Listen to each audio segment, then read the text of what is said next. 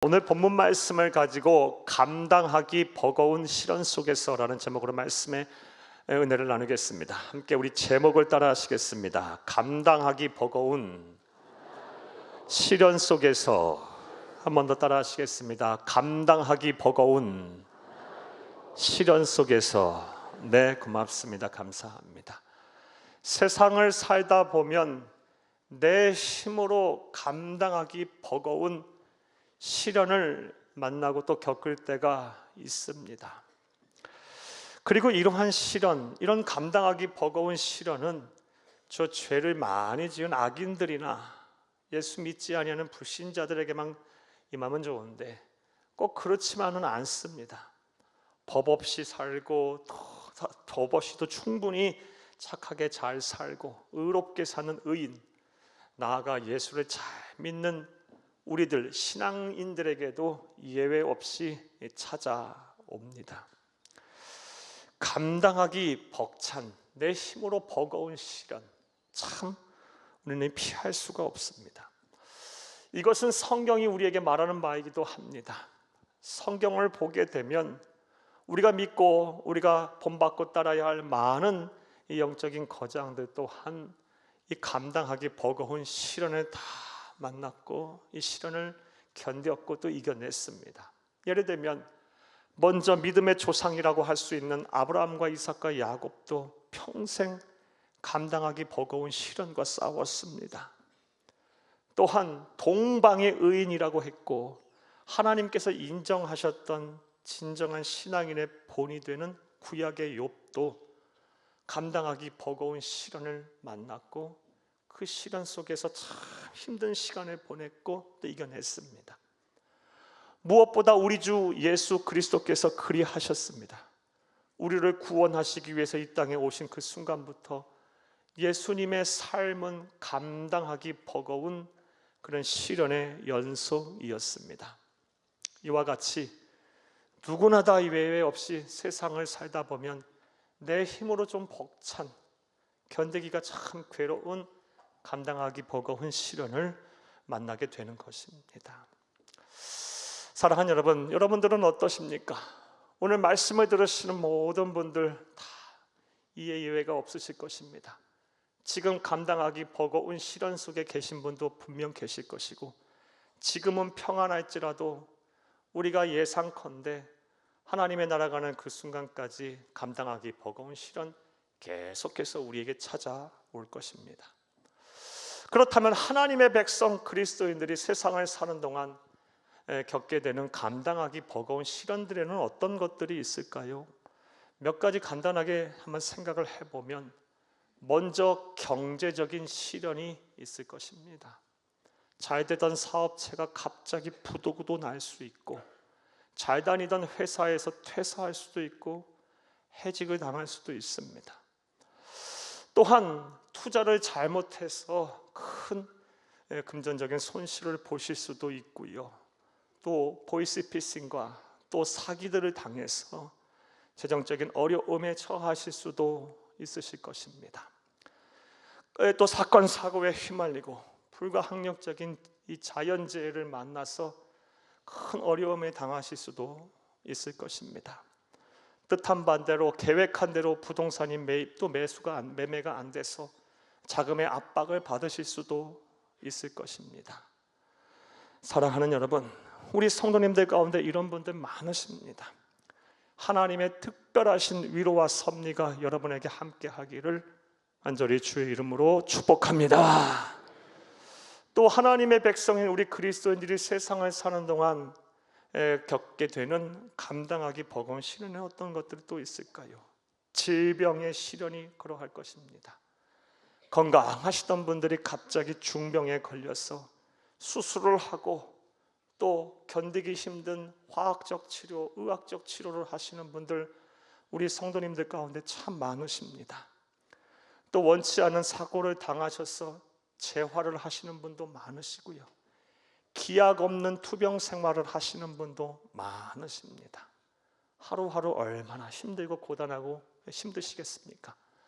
치료의 하나님께서 여러분을 회복시켜 주시기를 간절히 주의 이름으로 축복합니다. 신유의 역사가 여러분의 몸과 마음에 나타나기를 간절히 다시 한번 주의 이름으로 축복합니다. 나아가 우리 그리스도인이 당할 수 있는, 겪게 되는 또 다른 이 감당하기 버거운 시련에는 믿음의 시련도 있을 것입니다.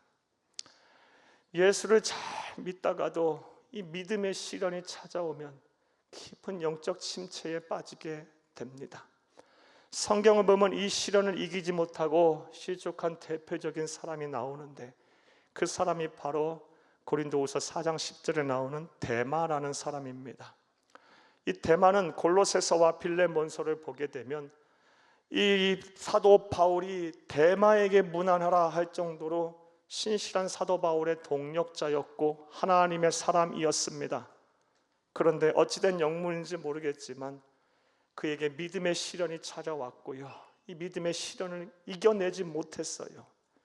그래서 디모데후서 4장 10절 말씀에 보면 사도 바울이 탄식을 하며 말하기를 데마는 세상을 향하여 세상을 사랑하여 나아갔다라고 말하고 있어요. 우리 사랑하는 성도님들도 이런 믿음의 시련 분명 겪게 되실 것입니다. 겪고 계신 분도 계실 것입니다. 이렇게 신앙생활하는 것이 나에게 무슨 의미가 있나? 기도해도 하나님 응답하시지 않는 것 같고, 봉사하고 헌신하고 또 남은보다 더 주를 위해 살았는데 내 삶은 늘 제자리 걸음인 것 같고, 아니 더 못한 삶을 사는 것 같아서 깊은 영적 침체에 빠지시는 분들 계실 것입니다. 이런 믿음의 시련도 잘 이겨내셔야 합니다. 왜냐하면 우리를 구원하실 분은 예수 그리스도밖에 없고, 우리의 참된 행복을 주실 분 또한 예수밖에 없으며, 우리를 하나님의 나라로 이끄실 분 또한 예수밖에 없기 때문입니다. 하나님의 나라 가는 그날까지 찾아오는 이 믿음의 시련 또한 잘 감당해내시기를, 이겨내시기를 간곡히 주의 이름으로 부탁합니다. 이 외에도 우리가 감당하기 버거운 시련 얼마나 많겠습니까? 자녀들의 문제, 또 기타 등등 사건, 사고, 사람들과의 관계, 시시때때 찾아오는 어려움들, 일과 업무와의 관계, 한두 가지겠습니까? 사랑하는 여러분, 이와 같이 누구도 예외 없이 하나님의 백성 자녀라 할지라도 세상을 살다 보면 내 힘으로 좀 감당하기 어려운 버거운 그런 시련이 반드시 찾아옵니다. 그리고 그것도 다양하게 찾아옵니다. 자, 그런데 하나님의 백성인 우리 그리스도인들은 이렇게 감당하기 버거운 시련이 찾아온다 할지라도 염려하고 근심할 필요가 전혀 없습니다. 낙심할 필요 전혀 없습니다. 왜냐하면 우리를 사랑하시는 하나님께서 감당하기 버거운 시련 속에서 우리와 함께 하시기 때문입니다. 할렐루야.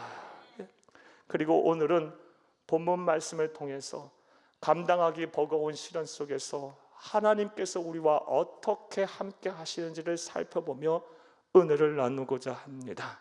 큰의 시간 되기를 간절히 다시 한번 주의 이름으로 축복합니다. 사랑하는 여러분, 사랑의 하나님께서 우리의 힘으로 좀 붙이는 감당하기 버거운 시련을 당할 때 우리와 어떻게 함께 하실까요? 이 질문에 대한 답을 오늘 본문에서 찾기 위해서 먼저 본문의 배경과 내용 설명부터 좀 해드리겠습니다. 오늘 본문 말씀은 이사야서입니다. 이사야서는 이사야 선지자가 기록한 하나님의 말씀입니다. 이사야 선지자는 예수님 오시기 주전 8세기에 남한국 유다에서 활약했던 선지자입니다. 이사야 선지자가 사역을 할 당시 그의 조국인 남한국 유다의 상황은 매우 좋지가 않았습니다. 왜냐하면 당시 고대 근동의 패권 국가이자 세계 역사상으로 볼 때 최초의 제국이라고 했던 아시리아가 침략을 해왔기 때문입니다. 이 아시리아의 침략으로 인해서 유다 왕국의 형제 국가인 북왕국 이스라엘은 주전 722년에 멸망을 했고요, 이 남한국 유다 또한 국군이 지금 풍전등화의 상황이었습니다. 그러한 상황 속에서 이 남한국 유다의 내부 상황은 더 참담했습니다. 성적으로 타락했고요, 관리들의 부정부패는 하늘을 찌르듯이 가만 갔고요, 사회 지도층들의 도덕적 해이 모랄 해저드는 극에 달해 있었습니다. 또 정치적으로는요, 당시 고덕운동의 두 패권 국가인 이집트와 아시리아를 놓고 친이집트파, 친아시리아파로 나뉘어 당쟁을 하고 있었어요. 나라가 한마음 한뜻이 되지 못해 있는 상황이었습니다. 거기에다 영적인 상태는 더 참담했습니다. 우상 숭배를 당연시했고요, 거짓 선지자들이 막 득세를 해요. 끝도 없는 종교적 낙관주의를 막 선포했어요. 죄를 짓고도 죄가 죄인지 몰랐고 회개하려 하지 않았고, 예루살렘 안에는 하나님의 성전이 있기에 절대로 망하지 않는다, 죄를 지어도 상관없다라는 식으로 그들은 종교적 낙관주의에 빠져 있었습니다. 그러자 하나님께서는 이스라엘과 유대 나라를 심판하려고 하셨고, 이사야 선지자를 통해서 하나님께 돌아오지 아니하는 이스라엘 백성들을 징계하고 심판하고 멸망하실 거라는 그런 말씀을 선포케 하셨습니다. 하지만 하나님은 사랑이신지라 하나님의 백성을 향한 심판과 멸망의 메시지만 선포하라고 하신 것이 아니고 구원과 회복의 메시지까지 함께 선포하게 하셨습니다. 그렇게 해서 기록된 하나님의 말씀이 바로 이사야서입니다. 그러하기에 이사야서의 내용은 크게 둘로 나눌 수가 있습니다. 1장부터 39장까지는 하나님을 떠난 하나님의 백성을 향한 징계와 심판과 멸망의 메시지이고, 40장부터 66장까지는 사랑의 하나님께서 하나님의 백성들을 반드시 구원하고 회복시키시겠다라는 약속의 말씀입니다. 특별히 후반부인 40장부터 66장까지는 우리 구주 예수 그리스도에 대한 성육신이 예언이 되어 있습니다. 이것이 의미하는 바가 무엇입니까? 예수님께서 오실 때 비로소 하나님의 백성은 온전한 구원과 회복이 이루어진다라는 약속의 말씀인 것입니다. 할렐루야! 따라서 오늘 본문인 이사야서 41장은 이사야서의 후반부에 해당되기에 이 이사야서 41장의 주된 내용은 하나님의 백성을 향한 구원과 회복의 메시지인 것입니다.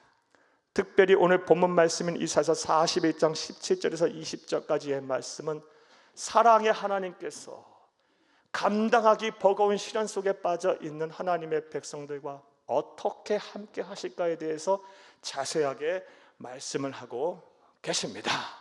자, 여기까지가 오늘 본문의 배경과 내용입니다. 자, 이제 이러한 내용과 배경 이해를 전제로 오늘 우리가 해결해야 될 질문에 대한 답을 찾아보겠습니다.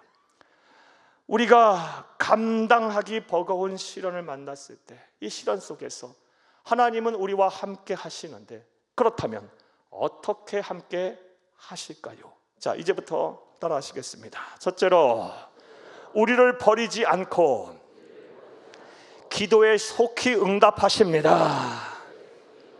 사랑의 하나님께서는 하나님의 백성이 감당하기 버거운 시련을 당할 때 우리를 버리지 않고 우리의 간구, 우리의 기도에 신속하게 응답하심으로 우리와 함께 하십니다. 오늘 본문 17절의 말씀을 보게 되면 하나님께서 감당하기 버거운 시련을 만난 하나님의 백성들을 향해 다음과 같이 묘사를 하고 계십니다. 본문 17절을 함께 보겠습니다. 가련하고 가난한 자가 물을 구하되 물이 없어서 갈증으로 그들의 혀가 마를 때에, 여기까지만 보겠습니다. 가련하다라는 말은요, 병약하다라는 뜻이에요. 몸과 마음이 병들었고 거기다가 가난하기까지 합니다. 설상가상으로 물을 구하되 물이 없어서 갈증으로 그들의 혀가 말랐다고 합니다. 육체적인 갈증 또한 나아가 영혼의 갈증까지 포함하는 말씀이에요. 그러니 이런 상황에 놓인 하나님의 백성 얼마나 감당하기 버거운 시련 속에 있는 겁니까? 몸 아픈 것, 몸과 마음이 병약한 것도 감당하기 버거운데 가난하기까지 해요. 거기서 더 나아가 물이 없어 영혼의 갈증, 또 육체의 갈증을 느끼고 있어요. 이렇게 해서 연속해서 엎친 데 덮친 데 거기로 시련이 찾아와서 지금 감당하기 버거운 참담한 상황 속에 놓여 있는 것입니다. 그런데 문제는 우리가 겪고 있는, 또 겪게 될 감당하기 버거운 시련들은 대체로 이러하다는 것에 있어요. 우리가 겪게 되는 시련은 그냥 하나만 찾아오는 경우가 드물어요. 우리 성도님들도 보면 그러합니다. 몸이 편찮으신 분들은 대체로 또 가난해요. 가난하신 분들은 또 몸과 마음이 지쳐 있어요. 또 몸과 마음이 지쳐 계신 분들은요, 또 병약하세요. 왜 이렇게 불쌍한 사람은 더 불쌍한지, 거듭된 시련, 또 엎친 데 덮친 격으로 찾아온 시련 속에서 감당하기 버거운 어려운 삶을 사시는 성도님들이 얼마나 많은지 모릅니다. 한두 가지가 아니에요. 신경 쓸 게 한두 가지가 아니에요. 그래서 어디서부터 손을 대야 할지 견적이 잘 안 나와요. 참 괴롭습니다. 어떻게 해야 할지를 모르겠습니다. 언제 끝날지를 몰라요. 이런 거듭된 시련 속에 사시는 분들이 참으로 많으십니다. 사랑하는 여러분, 여러분들은 어떠십니까? 감당하기 버거운 시련 속에 계시지는 않으십니까? 분명 계실 것입니다. 그런데 이렇게 하나님의 백성이 감당하기 버거운 시련 속에 있을 때, 그것도 거듭해서 엎친 데 덮친 격으로 설상가상으로 감당하기 버거운 시련 속에 있을 때 우리는 낙심할 이유가 전혀 없습니다. 염려할 필요도 없습니다. 왜냐하면 우리보다 우리를 더 사랑하시고 우리보다 우리를 더 잘 아시며 모든 것을 아시고 모든 것을 하실 수 있는 전지전능하신 하나님께서, 전지전능하신 하나님께서 감당하기 버거운 시련 속에서 우리와 함께 하시며 우리를 다음과 같이 도와주시기 때문입니다. 17절을 다시 한번 읽겠습니다. 가련하고 가난한 자가 물을 구하되 물이 없어서 갈증으로 그들의 혀가 마를 때에 나 여호와가 그들에게 응답하겠고 나 이스라엘 하나님이 그들을 버리지 아니할 것이라. 아멘, 아멘. 감당하기 버거운 시련 속에서 내가 너를 버리지 않을 거다. 그리고 너의 기도에 응답하겠다.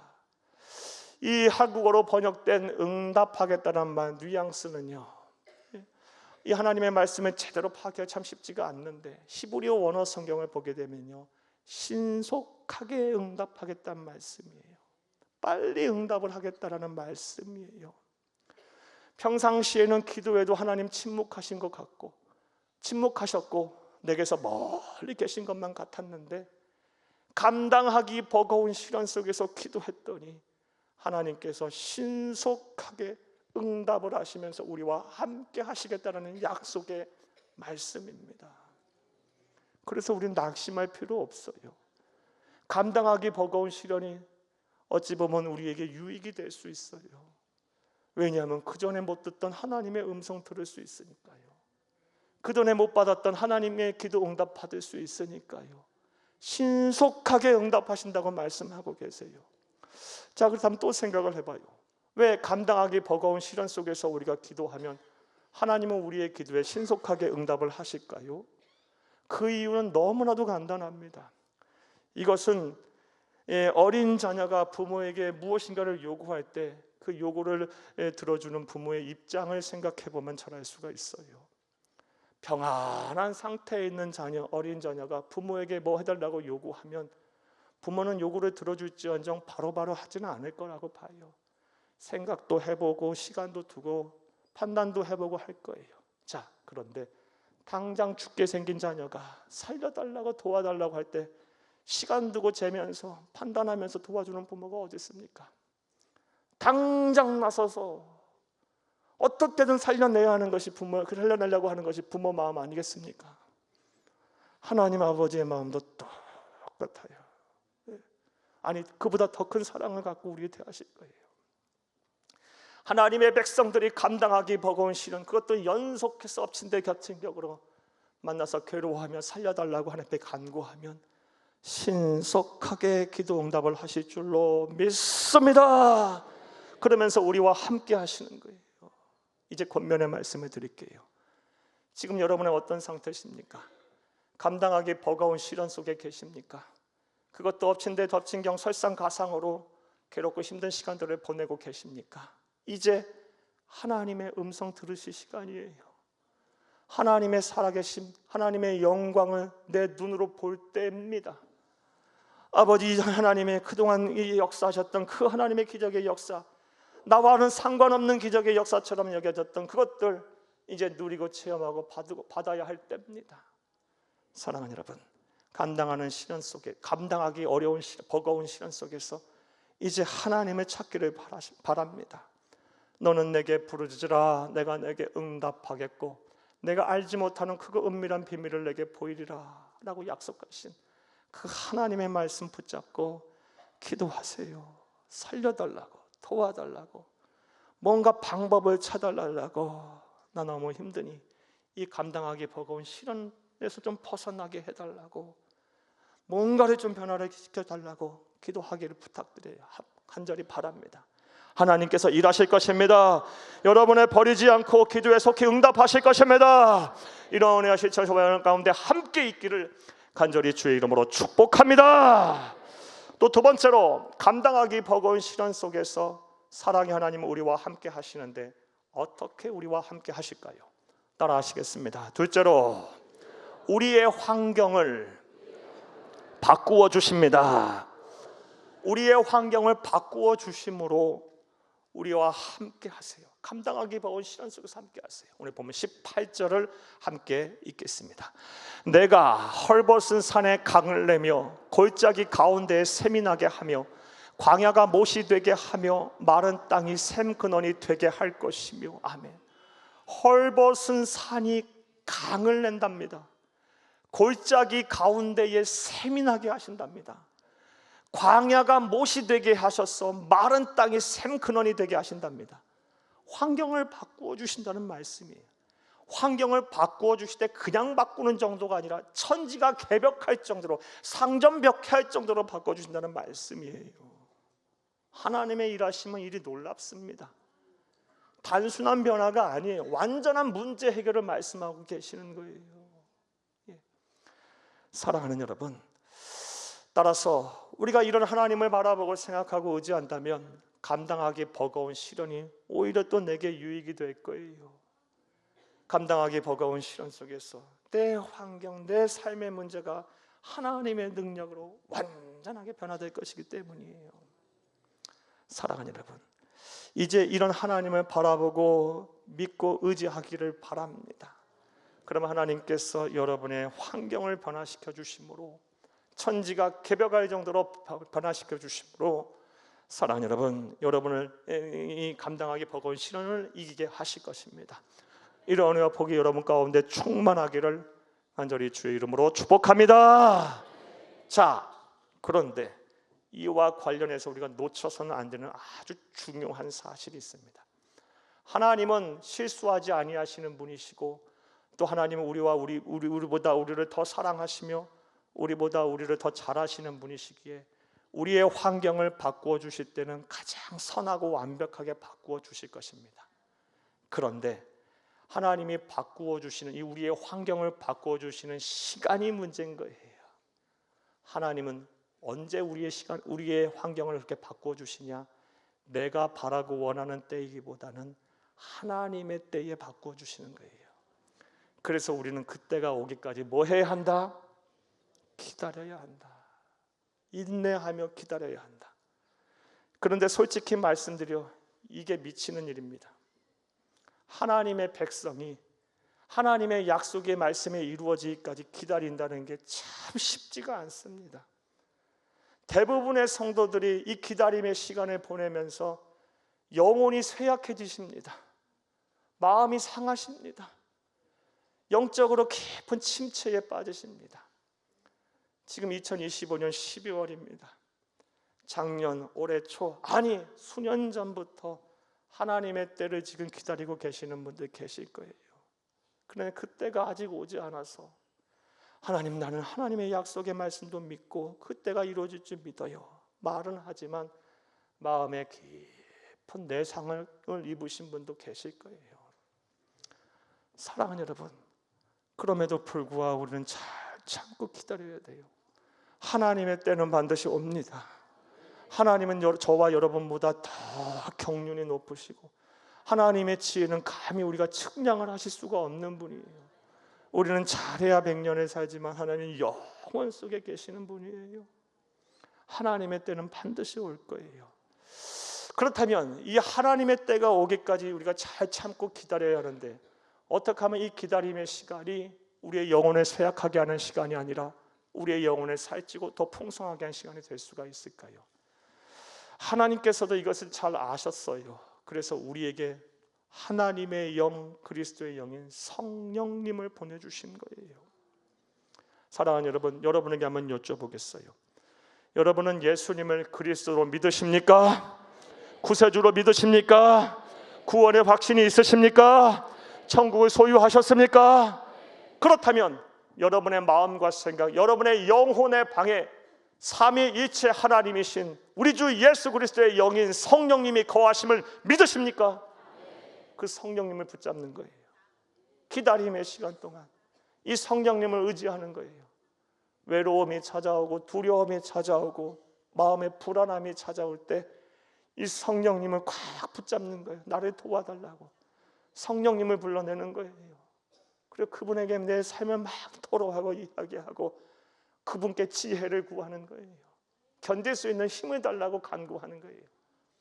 여러분의 영혼의 방에 계신 성령님께서 여러분의 영혼을 평안케 하실 거예요. 담대하게 하실 거예요.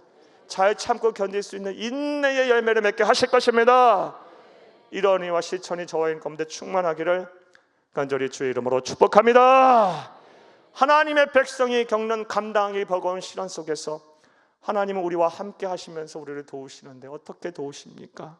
우리의 환경을 바꾸어 주심으로 도우십니다. 또 나아가서 하나님의 백성들이 감당하기 버거운 시련 속에서 하나님 우리와 함께 하시는데 어떻게 함께 하실까요? 따라 하시겠습니다. 셋째로 우리에게 비전과 소망을 주십니다. 비전은 하나님의 꿈, 우리의 꿈, 미래의 꿈을 말해요. 소망은 미래 되어질 일에 대한 기대감이에요.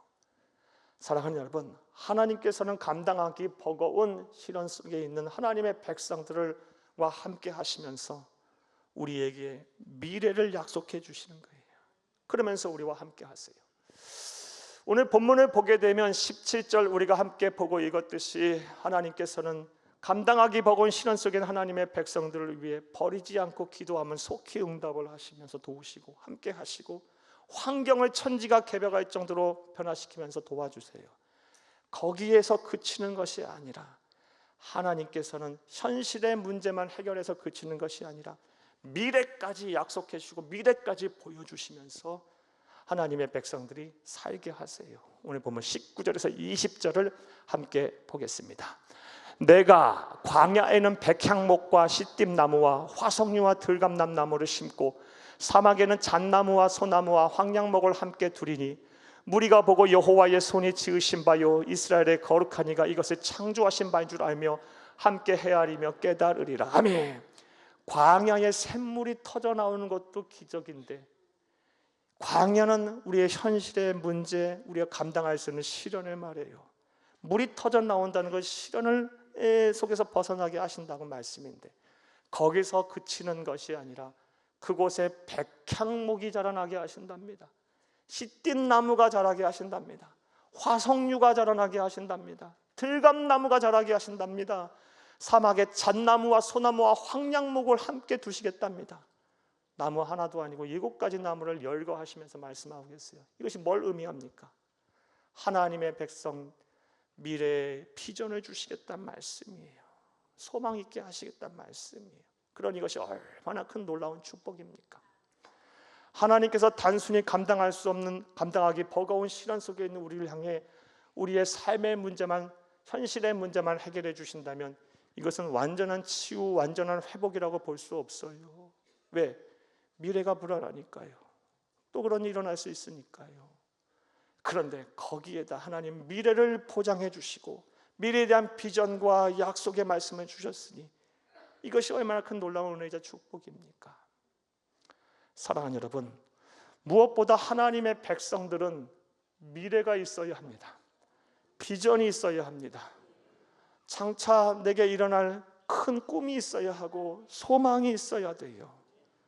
그렇지 않다면 하나님의 백성 목적 없는 인생을 살게 돼요. 하나님의 백성 보람도 없고 감동도 없는 인생을 살게 돼요. 죄송하지만 죄송합니다. 죽지 못해 사는 인생과 별반 다를 바가 없는 거예요. 여러분에게 이와 관련해서 여쭤볼게요. 여러분들은 지금 남은 여생 여러분을 향한 비전이 있으십니까?